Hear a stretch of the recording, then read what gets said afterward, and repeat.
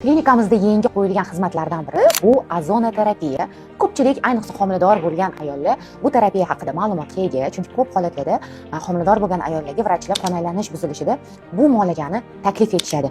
Lekin bizni klinikadagi ozonoterapiya apparatimiz boshqa klinikalardan farq etadi. Nimasi bilan?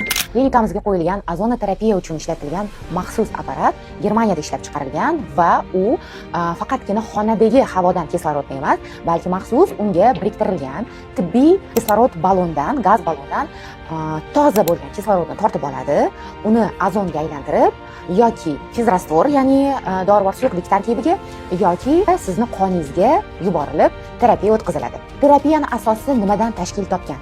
Hammamizni organizmimizda erkin kislorod bo'ladi va u erkin radikallar hisoblanadi. Uni ko'p miqdori albatta organizm uchun zarar va biz ko'p holatlarda patsientlarga antioksidant terapiya tavsiya etamiz.